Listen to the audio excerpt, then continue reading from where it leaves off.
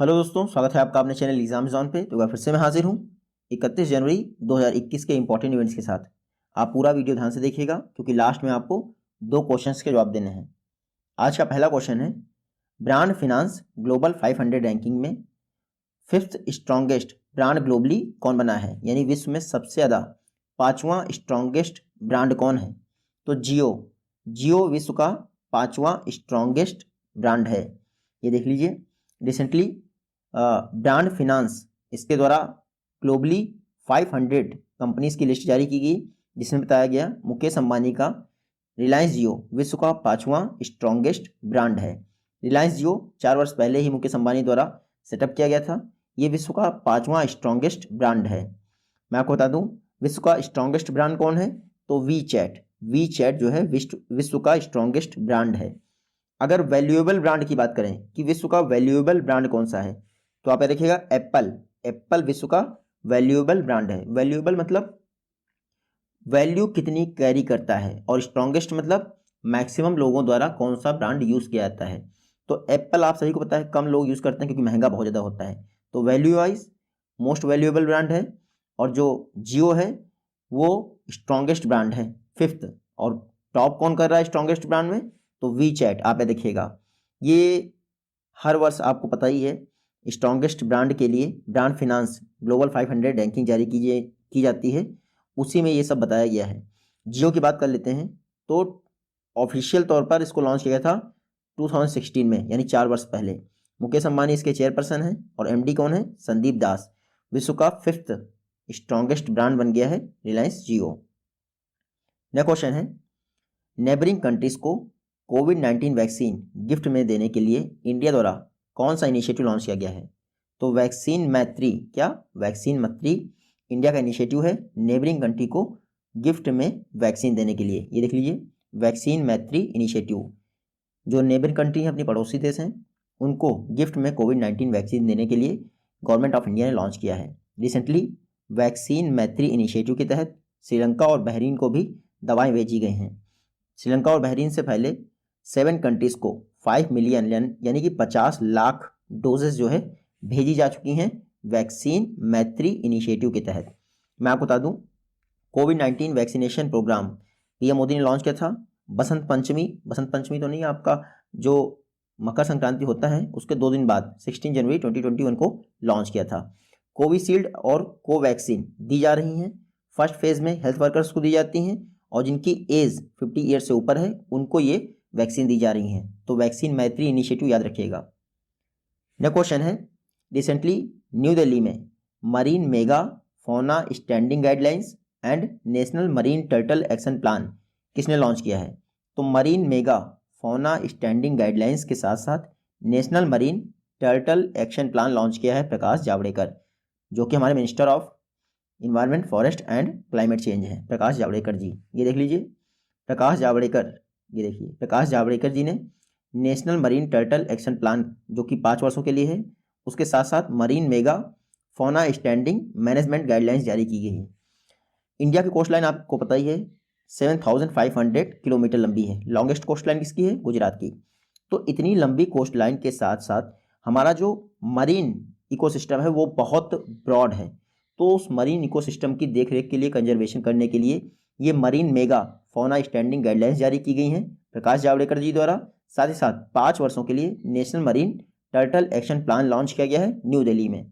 तो ये दोनों याद रखिएगा, ये दोनों जो डॉक्यूमेंट्स हैं हमारे इंडियन मरीन जो इन्वायरमेंट है या फिर इकोसिस्टम है उसके हैबिटेट, साथ ही साथ जो मरीन टर्टल्स रह रहे हैं, मैमल्स रह रहे हैं, उन सभी के विषय में इंफॉर्मेशन एक्सचेंज करने के विषय में ये दोनों डॉक्यूमेंट्स रिलीज की गई हैं। नेक्स्ट क्वेश्चन देखते हैं, इंडिया ने सोलर एनर्जी कोऑपरेशन पर किस कंट्री के साथ MOU memorandum of understanding sign किया है। तो सोलर एनर्जी कोऑपरेशन पर इंडिया द्वारा उज्बेकिस्तान के साथ, किसके साथ, उज्बेकिस्तान के साथ मेमोरेंडम ऑफ अंडरस्टैंडिंग साइन किया गया है। ये देख लीजिए, यूनियन कैबिनेट को रिसेंटली इन्फॉर्म किया गया है कि सोलर एनर्जी कोऑपरेशन पर इंडिया और उज्बेकिस्तान के बीच एक MOU साइन किया गया है। अब यूनियन कैबिनेट को क्यों इन्फॉर्म किया गया है, क्योंकि ये जो MOU साइन किया गया है national institute of solar energy NISE, जो कि मेरे ख्याल से गुड़गांव के आसपास है, ministry of new and renewable energy के तहत कार्य करता है। निशे और उज्बेकिस्तान की एजेंसी ने साइन कर लिया था। अब ये साइन तो कर लिया था, गवर्नमेंट ऑफ इंडिया को बताना जरूरी था, क्योंकि गवर्नमेंट ऑफ इंडिया ही तो इसको इम्प्लीमेंट करेगी। तो रिसेंटली गवर्नमेंट ऑफ इंडिया के माध्यम से निशे ने उज्बेकिस्तान की गवर्नमेंट के साथ सोलर एनर्जी कोऑपरेशन पर एक मेमोरेंडम ऑफ अंडरस्टैंडिंग साइन कर लिया है। आपको पता ही है, इंडिया विश्व के largest green energy credentials programme को रन कर रहा है। इंडिया का जो रिन्यूएबल एनर्जी टारगेट है 2022 तक कितना है, 175 गीगावाट, जिसमें आपका 100 सोलर एनर्जी है, 60 है विंड एनर्जी, याद रखिएगा। इस टारगेट का जो फ्यूचर प्रॉस्पेक्टस है वो है 2030 तक इंडिया का रिन्यूएबल एनर्जी टारगेट कितना है, 450, कितना है, 450 गीगावाट, ये जरूर याद रखिएगा। इंडिया ने फ्रांस के साथ मिलकर ISA इंटरनेशनल सोलर अलायंस की स्थापना की थी, जिसका हेडक्वार्टर कहाँ है, गुरुग्राम हरियाणा में है। तो आप देखिएगा, इंडिया और उज्बेकिस्तान के बीच में सोलर एनर्जी कोऑपरेशन पर MOU साइन किया गया है। यह क्वेश्चन है, ग्लोबल क्लाइमेट लिटिगेशन रिपोर्ट 2021 किसके द्वारा रिलीज की गई है, तो ग्लोबल क्लाइमेट लिटिगेशन रिपोर्ट 2021 इसको रिलीज किया है UNEP, United Nation Environment Programme. ये देख लीजिए, UNEP द्वारा global climate litigation report 2021 release की गई है। इस रिपोर्ट में बताया गया है कि क्लाइमेट से रिलेटेड कितनी लिटिगेशन पड़ रही हैं वहाँ के जो आपके कोर्ट्स हैं वहाँ पर, यानी जब भी हम क्लाइमेट या फिर इन्वायरमेंट का वायलेशन करते हैं तो हमारे इंडिया में NGT है, बाकी सारे कोर्ट्स हैं, सुप्रीम कोर्ट है, वहाँ पर लिटिगेशन डाली जाती है। तो इसका मतलब उस कंट्री में ज़्यादा वायलेशन हो रहा है, तभी तो लिटिगेशन ज़्यादा हो रही है। इस रिपोर्ट में बताया गया है 2017 के दौरान 884 केसेस जो है फाइल किए गए थे 24 कंट्रीज़ में। ये डाटा जो है अब बढ़कर 1550 हो गया है 2020 में 38 कंट्रीज़ में। हालांकि कंट्रीज़ भी बढ़ी हैं, लेकिन कंट्रीज़ उस हिसाब से नहीं बढ़ी हैं जिस हिसाब से ये केसेस बढ़े हैं। तो आप याद रखिएगा, अभी ये केसेस ऑल ओवर कंट्री के साथ साथ यूरोपियन यूनियन कोर्ट्स में भी बताए गए हैं। UNEP ने ये ग्लोबल क्लाइमेट लिटिगेशन रिपोर्ट जारी की गई है, की है कई सारी संस्थाओं के साथ मिलकर, वो हमारे लिए इम्पॉर्टेंट नहीं है। हालांकि ये इंपॉर्टेंट है कि पिछले 3 साल में जो क्लाइमेट केसेस हैं वो लगभग डबल हो गए हैं, ये जरूर याद रखिएगा। UNEP की बात कर लेते हैं, यूनाइटेड नेशन इन्वायरमेंट प्रोग्राम। 5 जून यानी इन्वायरमेंट डे 5 जून 1972 को इसकी स्थापना हुई थी। हेडक्वार्टर कई बार एग्जाम में पूछते हैं इसका, नैरोबी केन्या में है, और हेड कौन है, इंजर एंडरसन जी इसकी हेड हैं। यह क्वेश्चन है, रिसेंटली एशिया कोऑपरेशन डायलॉग 2021 की ये जो 17वीं मिनिस्टीरियल मीटिंग हुई है एशिया कोऑपरेशन डायलॉग की, किस कंट्री द्वारा होस्ट की गई है वर्चुअल तरीके से, तो टर्की ने यानी तुर्की ने 17th एशिया कोऑपरेशन डायलॉग की वर्चुअल मीटिंग को होस्ट किया है। ये देख लीजिए, ये है तुर्की, सीरिया के जस्ट ऊपर देखेंगे आप, तुर्की इस्तांबुल, आपको पता ही है। तुर्की ने 17th जो मिनिस्टीरियल मीटिंग हुई है एशिया कोऑपरेशन डायलॉग की, उसको होस्ट किया है। एशिया कोऑपरेशन डायलॉग, इसकी मीटिंग का थीम क्या था, the new normal and safe and healthy tourism, ये था एशिया कोऑपरेशन डायलॉग की मीटिंग का थीम।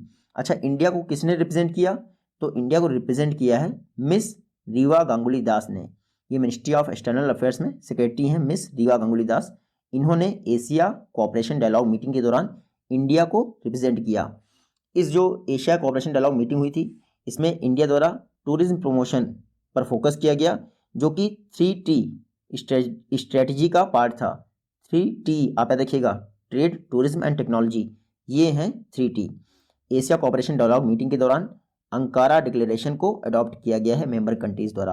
तो एग्जाम में आपसे पूछ सकते हैं, अंकारा डिक्लेरेशन किससे रिलेटेड है, तो एशिया कोऑपरेशन डायलॉग से रिलेटेड है 2021, क्योंकि टर्की में हुई है इसकी मीटिंग। तो आप याद रखिएगा, तुर्की की कैपिटल क्या है, अंकारा, करेंसी क्या है, टर्किश लीरा, प्रेसिडेंट कौन है, रिसेप तैयब एर्दोगन। नेक्स्ट क्वेश्चन है, गवर्नमेंट ऑफ इंडिया ने अनाउंस कर दिया है या फिर अप्रूव कर दिया है स्कूटर इंडिया लिमिटेड के क्लोजर का, जो कि एक पब्लिक सेक्टर अंडरटेकिंग है। आपको बताना है किस वर्ष इनकॉर्पोरेट की गई थी, तो स्कूटर इंडिया लिमिटेड, इसको इनकॉर्पोरेशन हुआ था इसका 1972 में। आपने कई जगह पे विक्रम टेम्पो देखे होंगे, वो स्कूटर इंडिया लिमिटेड द्वारा ही बनाए जाते हैं, ये होते हैं वो विक्रम टेम्पो। घाटे में चल रही थी काफ़ी समय से, ministry of heavy industry and public enterprises के तहत ये कार्य करती है। रिसेंटली गवर्नमेंट ऑफ इंडिया ने अनाउंस किया है कि अब इसको बंद करने का टाइम आ गया है। इस पर लोन था लगभग 65.12 करोड़ का, और अब इस तरह के स्कूटर बनने बंद भी तो हो गए हैं। तो गवर्नमेंट ऑफ इंडिया ने अनाउंस कर दिया कि स्कूटर इंडिया लिमिटेड अब बंद कर दी जाएगी, आप रखिएगा। मैं आपको बता दूं, स्कूटर इंडिया लिमिटेड 1972 में इसकी स्थापना हुई थी और स्कूटर 3 व्हीलर्स जो है ये बनाता ही है। आपको याद रखना है ये कि मिनिस्ट्री ऑफ हैवी इंडस्ट्रीज़ के तहत कार्य करता है। नेक्स्ट क्वेश्चन है, इंडिया ने किस कंट्री के साथ मिलकर ईयर ऑफ इन्वायरमेंट डिक्लेयर किया है 2021-22 को? मैं ये लिखना भूल गया इसमें। तो 2021-22 को ईयर ऑफ इन्वायरमेंट डिक्लेयर किया गया है इंडिया और फ्रांस के द्वारा। किसके द्वारा? इंडिया और फ्रांस के द्वारा। ये देख लीजिए, Indo French year of the environment ये डिक्लेयर किया है 2021 और 22 को। आप देखिएगा 2021-22 के दौरान इन्वायरमेंट से रिलेटेड इश्यूज को डिस्कस करने के लिए टोटल 5 मेन थीम होंगे। ये 5 थीम आप यहाँ से पढ़ सकते हैं। ये जो इम्पोर्टेंट एग्जाम है आप उनके लिए रट सकते हैं इनको। तो Indo French year of environment decide किया गया है 2021-2022 को। आप देखिएगा इसमें जो ये ईयर ऑफ इन्वायरमेंट इवेंट है इसमें सिर्फ इन्वायरमेंट मिनिस्ट्री पार्टिसिपेट नहीं करेगी, कई सारी इंडिया की मिनिस्ट्रीज हैं जो पार्टिसिपेट करेंगी। फ्रांस की बात करें तो ये फ्रांस मैप में देख लीजिए, कैपिटल है पेरिस, सीन नदी के किनारे है पेरिस, और करेंसी क्या है? Euro and CFP franc. President कौन है? Emmanuel Macron. कुछ समय पहले ही जीन कास्टेक्स फ्रांस के प्राइम मिनिस्टर अपॉइंट हुए हैं। यह क्वेश्चन है, मार्टर्स डे जिनको आप शहीद दिवस के नाम से भी जानते हैं, किस डेट को ऑब्जर्व किया जाता है? तो हर वर्ष 30 जनवरी को मार्टर्स डे शहीद दिवस ऑब्जर्व किया जाता है। ये देख लीजिए, महात्मा गांधी जी की याद में हर वर्ष 30 जनवरी को मार्टर्स डे यानी शहीद दिवस ऑब्जर्व किया जाता है। क्यों? क्योंकि 30 जनवरी को ही बिरला हाउस नई दिल्ली में 78 ईयर की एज में नाथूराम गोडसे ने महात्मा गांधी जी को गोली मारकर हत्या कर दी थी। तो इसीलिए 30 जनवरी को मार्टर्स डे ऑब्जर्व किया जाता है। एक और दिन शहीद दिवस ऑब्जर्व किया जाता है कब? 23 मार्च को। किसकी याद में? भगत सिंह, शिवराम राजगुरु और सुखदेव थापा। 23 मार्च 1931 को इनको फांसी दे दी गई थी, इसलिए उनकी याद में भी शहीद दिवस मनाया जाता है। तो 30 जनवरी और 23 मार्च दोनों डेट इंपॉर्टेंट है शहीद दिवस। महात्मा गांधी जी आपको याद होगा इंडिया लौट के आए थे 9 जनवरी 1915 को। कहाँ से लौट के आए थे? साउथ अफ्रीका से। इसी याद में जो 9 जनवरी है इसको प्रवासी भारतीय दिवस के रूप में मनाया जाता है। नेक्स्ट क्वेश्चन है, recently Indo Japan act east forum की 5th ज्वाइंट मीटिंग हुई है वो किस सिटी में हुई है? तो India Japan act east forum की 5th ज्वाइंट मीटिंग हुई है न्यू दिल्ली में। कहाँ पर? ये देखिए, न्यू दिल्ली में India Japan act east forum इसकी 5th ज्वाइंट मीटिंग हुई है न्यू दिल्ली में। इसको को चेयर किसने किया? तो सह अध्यक्षता की है इंडिया की तरफ से किसने? श्री हर्षवर्धन सिंगला जो कि इंडिया के फॉरेन सेक्रेटरी हैं, और सुजुकी सतोशी जो कि जापान के अम्बेसडर हैं इंडिया में। तो उनका नाम याद रखिएगा, इंडिया में जापान के अम्बेसडर कौन है? सुजुकी सतोशी, और इंडिया के फॉरेन सेक्रेटरी कौन है? हर्षवर्धन सिंगला। इन लोगों ने Indo Japan act east forum की जो मीटिंग हुई थी 5th मीटिंग, उसको को चेयर किया गया। ये जो Indo Japan act east forum की मीटिंग थी इस दौरान health care, agro industries, SMEs, bamboo value chain development, ये कई सारे इशूज़ थे जिन पर डिस्कशन किया गया है। Indo Japan act east forum 2017 में इसकी स्थापना हुई थी। Act east policy and free and open Indo Pacific region पर यह मीटिंग डिस्कस करती है। जापान की बात कर लेते हैं तो कैपिटल क्या है? टोक्यो। करेंसी क्या है इसकी? येन। कुछ समय पहले ही जापान के नए एम्पायर कौन बने हैं? नरोहितो। और नरोहितो के अपॉइंटमेंट के साथ जापान में रीवा एरा शुरू हो गया है। जापान के PM रिसेंटली अपॉइंट हुए हैं योशिहिदे सुगा, और जापान की पार्लियामेंट का नाम क्या है? डाइट। आप याद रखिएगा। यह क्वेश्चन है, सेंट्रल गवर्नमेंट द्वारा startup India seed fund scheme के लिए कितना जो अमाउंट है वो अप्रूव किया गया है? तो startup India seed fund scheme के लिए 945 कितना 945 करोड़ जो है फंड अनाउंस किया गया है। याद रखिएगा आप, गवर्नमेंट ऑफ इंडिया ने startup India seed fund scheme के लिए 945 करोड़ अनाउंस कर दिए हैं। एब्रीविएशन देख लीजिए आप, SISFS, startup India seed fund scheme. मैं आपको बता दूं, department for promotion of industries and internal trade यानी कॉमर्स मिनिस्ट्री द्वारा इस स्कीम को रन किया जाएगा। ये देख लीजिए आप, ऑल ओवर इंडिया में रन किया जाएगा। 1 अप्रैल 2021 से स्कीम लॉन्च हो जाएगी। 945 करोड़ इसका फंड है। 2025 तक ये स्कीम चलेगी। इसमें कुछ सिलेक्टेड इंक्यूबेटर्स होंगे, उन्हीं को फंड दिया जाएगा। हम जैसे गधों को, मतलब कि हम जैसे लोगों को तो नहीं दिया जाएगा, गधे ही बोल रहा हूँ खुद को। खैर, आप ये याद रखिएगा, उन्हीं स्टार्टअप्स को फंडिंग दी जाएगी तो जो लगभग 2 वर्ष से काम कर रहे हों, समझे आप, और एटलीस्ट कम से कम उस जो इंक्यूबेटर होगा एरिया उसमें 25 लोग काम कर रहे हैं। एलिजिबिलिटी में 2 वर्ष याद रखिएगा, बाकी कुछ इंपॉर्टेंट नहीं है। 945 करोड़ याद रखिएगा। Department for promotion of industries and internal trade, ये भी इंपॉर्टेंट है। नेक्स्ट क्वेश्चन है, किस स्टेट गवर्नमेंट द्वारा इंडिया का largest multi modal logistic park setup करने के लिए अदानी पोर्ट के साथ एक एग्रीमेंट साइन किया गया है? तो रिसेंटली गुजरात गवर्नमेंट ने Adani port and special economic zone limited के साथ एक एग्रीमेंट साइन किया है इंडिया के largest multi modal logistic park को सेटअप करने के लिए। ये देख लीजिए, Gujarat government and Adani ports आपस में एग्रीमेंट साइन किया है इंडिया के largest multi modal logistic park को सेटअप करने के लिए। ये जो पार्क होगा 1450 एकर्स में फैला होगा सानंद में। कहाँ पर? सानंद ऑटोमोबाइल जो हब है वहाँ पर 50,000 करोड़ की लागत से ये बनेगा। आप देखिएगा तो आनंद करके डिस्ट्रिक्ट में है या फिर सानंद कह लीजिए आप, गुजरात में। वहीं पर इंडिया का largest multi modal logistic park setup किया जाएगा अदानी पोर्ट्स और गुजरात गवर्नमेंट की हेल्प से। जो डेडिकेटेड फ्रेट कॉरिडोर है या फिर ऑल मेजर पोर्ट जो इंडिया के हैं उनके पास ही होगा। आत्मनिर्भर भारत मिशन जो जानते हैं उसके तहत इसको लॉन्च किया गया है। अब गुजरात इस समय चर्चा में क्यों है? क्योंकि HSBC Hong Kong and Shanghai bank corporation इसने अपना इंटरनेशनल बैंक यूनिट जो है गिफ्ट सिटी गांधीनगर में इस्टेब्लिश किया है। और ये गिफ्ट सिटी गांधीनगर आपको होता है IFSA यहाँ पर रेगुलेशन करता है। उसके अलावा गुजरात गवर्नमेंट ने हॉर्टिकल्चर डेवलपमेंट मिशन लॉन्च किया है, ये भी याद रखिएगा। CM कौन है गुजरात के? विजय रूपानी। गवर्नर कौन है गुजरात में? आचार्य देवव्रत। और इंडिया की लॉन्गेस्ट कोस्टल लाइन कौन सी है? Gujarat. IFFCO Indian farmers fertiliser cooperatives limited, IFFCO की स्थापना किस वर्ष हुई थी? तो इफ्को की स्थापना हुई थी 1967 में। 1967 में इफ्को की स्थापना हुई थी। ये देख लीजिए, रिसेंटली इफ्को ने 65th रैंक हासिल की है वर्ल्ड की 300 लीडिंग कोऑपरेटिव्स की लिस्ट में। लास्ट ईयर 2019 में इसकी रैंक थी 165th। कब कौन सी थी? 165th। 2020 में जो वर्ल्ड कोऑपरेटिव मॉनिटर का 9th एडिशन जारी हुआ है उसमें इफ्को की रैंक आई है 65th। तो इतना अच्छा इंप्रूवमेंट किया है इफ्को ने।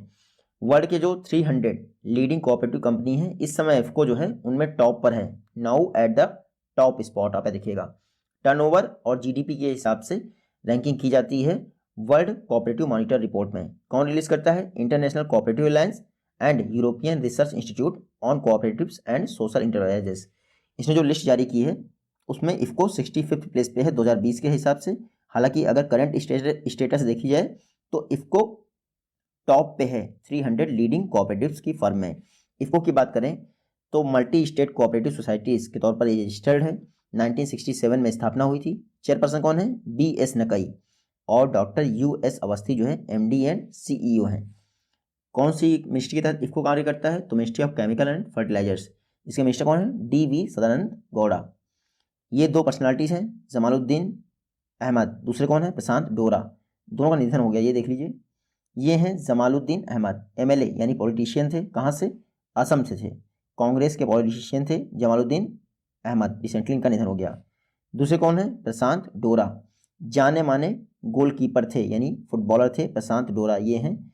इनका भी निधन हो गया। बंगाल में संतोष ट्रॉफी जो हुई थी उसमें खेला भी था इन्होंने। इंडिया और मोहन बगान को मतलब कि रिप्रेजेंट कर चुके हैं कई सारे मैचेस में। नेक्स्ट क्वेश्चन है, जो एरो इंडिया शो होने जा रहा है कहाँ पर? येलाहंका एयरपोर्ट में। वहाँ पर आत्मनिर्भर फॉर्मेशन फ्लाइट इवेंट किसका ऑर्गेनाइज किया जाएगा? तो आत्मनिर्भर फॉर्मेशन फ्लाइट इवेंट को HAL हिंदुस्तान एरोनॉटिक्स लिमिटेड द्वारा ऑर्गेनाइज किया जाएगा येलाहंका एयरबेस पे। ये देख लीजिए, HAL फ्लॉन्ट लोकल एयरक्राफ्ट यानी कि HAL जो लोकल एयरक्राफ्ट है उनको एरो इंडिया में उड़ाएगा आत्मनिर्भर फॉर्मेशन फ्लाइट इवेंट के दौरान। आपको पता ही है एरो इंडिया 3 से लेकर 5 फरवरी के बीच में ऑर्गेनाइज होगा। येलाहंका एयरपोर्ट जो एयरफोर्स बेस है बेंगलुरु में वहाँ पर ऑर्गेनाइज किया जाएगा। इस दौरान आत्मनिर्भर फॉर्मेशन फ्लाइट इवेंट के दौरान जो HAL है इंडियन मेड जितने भी एयरक्राफ्ट होंगे उनको उड़ाएगा। आप देखिएगा, कुछ समय पहले आप याद होगा PM मोदी द्वारा यानी जो कैबिनेट कमेटी ऑन सिक्योरिटी जिसके हेड PM मोदी होते हैं उनके द्वारा 48,000 करोड़ का प्रपोजल जो है एक्सेप्ट कर लिया गया था। क्यों? 83 एडवांस्ड तेजस एयरक्राफ्ट खरीदने के लिए। और ये 83 एडवांस्ड तेजस एयरक्राफ्ट कौन बनाएगा? HAL। और अब HAL ही आत्मनिर्भर फॉर्मेशन फ्लाइट इवेंट को ऑर्गेनाइज कर रहा है। कहाँ पर? Yelahanka air force base. कहाँ पर? बेंगलुरु में। कुछ समय पहले मैं आपको बता दूं HAL ने एक सिस्टम फिट किया था किसमें? जो हॉक आई एयरक्राफ्ट है उसमें 100 मिसाइल को फिट कर दिया था, जिसके द्वारा डीआरडीओ ने successfully captive and release trial successfully conduct कर लिया था 100 मिसाइल का स्मार्ट एंटी एयरफील्ड वेपन। ये मैंने आपको पढ़ाया है। एचएएल की बात करें तो 1940 में स्थापना हुई थी बेंगलुरु में। कौन थे संस्थापक इसके? वालचंद हीराचंद। वर्तमान में सीएमडी कौन है एचएएल के? आर माधवन। यह क्वेश्चन है, शुभदर्शिनी त्रिपाठी रिसेंटली किस कंट्री में इंडिया की नेक्स्ट एम्बेसडर अपॉइंट हुई हैं? तो शुभदर्शिनी त्रिपाठी रिसेंटली कजाकिस्तान में, कहाँ पर? कजाकिस्तान में भारत की राजदूत बनी है शुभदर्शिनी त्रिपाठी। ये है शुभदर्शिनी त्रिपाठी, इंडिया की नेक्स्ट एम्बेसडर बनी है कजाकिस्तान में। अभी तक मैं आपको बता दूं, कल्चरल रिलेशन पर डिप्टी डायरेक्टर जनरल थी इंडिया की, अब हो गई हैं नेक्स्ट एम्बेसडर कजाकिस्तान में। 1994 की आईएफएस ऑफिसर हैं। कजाकिस्तान की बात करें तो ये है मैप में कजाकिस्तान। पहले इसकी अस्ताना कैपिटल थी, अस्ताना, बाद में इन्होंने ट्रांसफर उसका नाम बदल दिया, नर सुल्तान इसकी कैपिटल हो गई। करेंसी क्या है? कजाकिस्तानी टेंगे। और प्रेसिडेंट कौन है? Kassym Jomart Tokayev. Kassym Jomart Tokayev. Next question है, इंडिया का first centralised AC railway terminal जिसका नाम है sir M Visvesvaraya railway terminal, ये किस इंडियन सिटी में लोकेटेड है? तो sir M Visvesvaraya railway terminal ये इंडिया का पहला फुली एसी रेलवे टर्मिनल हो जाएगा। कहाँ पे है? बेंगलुरु में। ये देख लीजिए, इंडिया का first largest centralised AC railway terminal sir M Visvesvaraya railway terminal Bengaluru में है। मैं आपको बता दूं, अभी तक इंडिया का कोई भी रेलवे टर्मिनल पूरी तरह से सेंट्रली एसी नहीं दिया गया है, एयर कंडीशनिंग नहीं दी गई है। सर एम विश्वेश्वरैया जो रेलवे टर्मिनल होगा बेंगलुरु का, वहाँ पर पूरी तरह से एसी दिया जाएगा और ये एक टेस्ट पायलट प्रोजेक्ट होगा, बाद में ऑल ओवर कंट्री में भी इसको अप्लाई किया जाएगा। तो आप देखिएगा फरवरी 2021 के एंड तक लगभग ये टर्मिनल फुल्ली एसी हो जाएगा, आपको इतना याद रखना है। मैं आपको बता दूं तो जो बेंगलुरु है तो ये एम विश्वेश्वरैया रेलवे प्लेटफॉर्म तो आपको याद ही रखना है टर्मिनल। उसके अलावा बेंगलुरु का जो एयरपोर्ट है उसका नाम क्या है? Kempegowda international airport. तो अजीब सा नाम है। इंडियन रेलवे की बात करें तो अप्रैल 1853 में इंडिया में पहली ट्रेन रन की गई थी मुंबई से ठाणे के बीच में 34 किलोमीटर के लिए। उस समय लॉर्ड डलहौजी इंडिया के गवर्नर जनरल थे। इंडियन रेलवे का हेडक्वार्टर सभी को पता है, मिस्टर कौन है? पीयूष गोयल। वर्तमान में यानी रिसेंटली कौन अपॉइंट हुए हैं रेलवे बोर्ड के chairperson and CEO? Sunit Sharma, जिन्होंने वीके यादव विनोद कुमार यादव को रिप्लेस कर दिया है। लास्ट क्वेश्चन है, किस स्टेट गवर्नमेंट द्वारा अनाउंस किया गया है कि जितनी भी गवर्नमेंट मीटिंग्स होंगी उसमें जो पैक्ड ड्रिंकिंग वाटर आता है, जो पानी की बोतल आती है, उस पर कंपलसरी मिशन भागीरथा की बैजिंग होनी चाहिए। यानी अभी बिस्लेरी आता है, किनले आता है, बैली आता है, उसकी जगह पे मिशन भागीरथा की बोतल यूज़ की जाएंगी सभी गवर्नमेंट ऑफिशियल्स की मीटिंग में। तो मिशन भागीरथा कहाँ का है? उत्तराखंड मत लगा दीजिएगा, तेलंगाना का है, याद रखिएगा। सेफ ड्रिंकिंग वाटर प्रोवाइड करने के लिए मिशन भागीरथा लॉन्च किया गया था तेलंगाना में। अब तेलंगाना गवर्नमेंट ने अनाउंस किया है जितनी भी गवर्नमेंट मीटिंग होगी वहाँ पर मिशन भागीरथा की बोतल प्रोवाइड करनी कंपलसरी है। आप बिस्लेरी लेके मत पहुँच जाइएगा, वापस कर देंगे। ये जो मिशन भागीरथा में ब्रांडिंग की जाएगी, जो भी प्लास्टिक यूज़ होगी ये पीईटी बोतल होंगी और रीयूजेबल होंगी, सॉरी पीईटी की जगह रीयूजेबल बोतल्स होंगी। तो मिशन भागीरथा तेलंगाना गवर्नमेंट का इनिशिएटिव है हैदराबाद के आसपास इलाके में पेय यानी ड्रिंकिंग वाटर प्रोवाइड करने के लिए। जो जल जीवन मिशन है उसके तहत तेलंगाना और गोवा इंडिया के पहले 2 स्टेट्स बन गए हैं जिन्होंने 100% पाइप्ड ड्रिंकिंग वाटर प्रोवाइड करना स्टार्ट कर दिया है। तेलंगाना क्यों चर्चा में था? क्योंकि तेलंगाना हाई कोर्ट जो है उसकी फर्स्ट फीमेल चीफ जस्टिस कौन बनी है? हिमा कोहली, इसलिए तेलंगाना चर्चा में था। चीफ मिनिस्टर कौन है? के चंद्रशेखर राव। गवर्नर कौन है? तमिल साई सुंदरराजन। दोनों का नाम याद रखिएगा। ये हैं आज की वीडियो से क्वेश्चन। आई होप कि आप इन दोनों का जवाब दे पाएंगे। जल्दी ही मिलते हैं आपसे नेक्स्ट वीडियो में, तब तक के लिए take care, good bye and जय हिंद।